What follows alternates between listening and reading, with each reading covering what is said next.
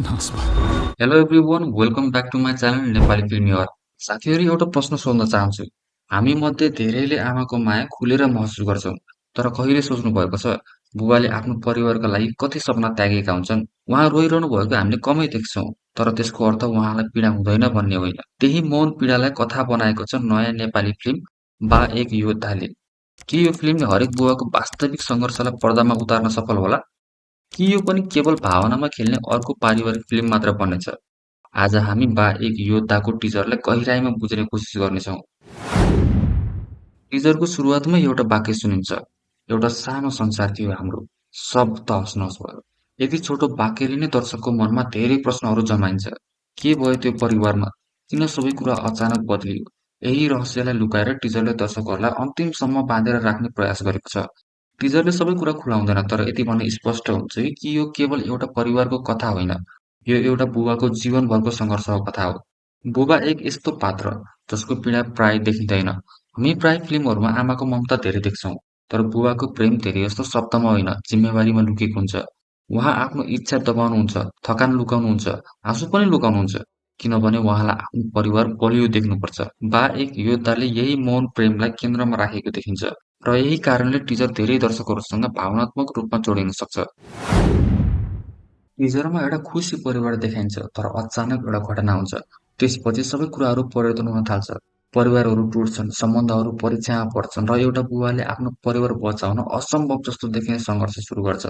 निर्माताले वास्तविक घटनाको कारणहरू लुकाएर राखेका छन्, र यही कुरा टिजरको सबैभन्दा ठूलो आकर्षण बनेको छ। दर्शकहरूको मनमा एउटा प्रश्न लगातार आइरहन्छ, आखिर यस्तो के भयो?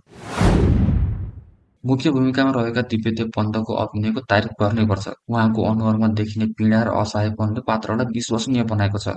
झरना थापाको अभिनय पनि तारिफ योग्य देखिन्छ भने सुहाना थापा पनि इमोसनल सिनहरूमा निकै नै प्रभावशाली देखिएकी छिन्। त्यसैसँगै माउत गुरुङ, शिशिर शिवाकोटी, सागर खनाल, सुप्रज्ञा शर्मा, अनिल बुढाथोकी लगायतका कलाकारहरूले कथालाई अझै बलियो बनाउने अपेक्षा गर्न सकिन्छ। हरिवंशलाई हामी धेरैले सङ्गीतकारको रूपमा चिन्छौँ, तर यसपटक उहाँ यस फिल्मको लेखक र निर्देशक दुवै भूमिकामा हुनुहुन्छ। टिजर हेर्दा लाग्छ उहाँले ठूलो संवादभन्दा पनि भावनालाई दृश्य मार्फत व्यक्त गर्ने प्रयास गर्नुभएको छ। सिनेमाटोग्राफी पनि दमदार नै छ, सँगै ब्याकग्राउन्ड स्कोरले प्रत्येक दृश्यको भावनालाई अझ गहिरो बनाएको महसुस हुन्छ। र सबैभन्दा राम्रो कुरा के लाग्यो भने टिजरमा अनावश्यक ड्रामा भन्दा पनि वास्तविक जीवनको अनुभूति धेरै छ। र के यो फिल्म फरक बन्न सक्छ? किनकि अहिले नेपाली सिनेमामा एउटा आरोप थपिएको छ, त्यो हो आँसुको व्यापार गर्यो फिल्मले भन्ने। तर यस्ता फिल्महरूको सबैभन्दा ठूलो चुनौती हुन्छ भावना र मेलोड्रामा बीचको सन्तुलन। यदि फिल्मले दर्शकहरूलाई रुवाउनको लागि जबरजस्ती भावुक दृश्य सृजना नगरी वास्तविक जीवनको पीडालाई स्वाभाविक रूपमा प्रस्तुत गर्न सक्यो भने बा एक योद्धा धेरै दर्शकहरूको मन छुने फिल्म बन्न सक्छ। किनभने हरेक घरमा एउटा यस्तो बुवा हुनुहुन्छ जसले आफ्नो सपना भन्दा पहिले सन्तानको भविष्य रोज्नु भएको छ। पर्सनल्ली भन्नुपर्दा यो टिजरले ठूलो एक्सन वा भव्य दृश्य देखाएर प्रभावित बनाउन खोजेको छैन। यसले एउटा साधारण मानिसको असाधारण सङ्घर्षलाई देखाउने प्रयास गरेको छ। र कहिलेकाहीँ यस्तै साधारण कथाहरू नै सबभन्दा धेरै मन छुने हुन्छन्। अब हेर्न बाँकी कुरा भनेको के फिल्मले टिजरले सिर्जना गरेको भावनात्मक प्रभावलाई अन्तिमसम्म कायम राख्न सक्छ? यदि त्यसो भयो भने बा एक योद्धा यो वर्षको मन छुने नेपाली पारिवारिक फिल्म मध्ये एक बन्ने सम्भावना छ। अन्तिममा बा एक योद्धा आगामी भदौ 19 गते नेपाल सहित विश्वभरमा प्रदर्शनमा आउँदैछ।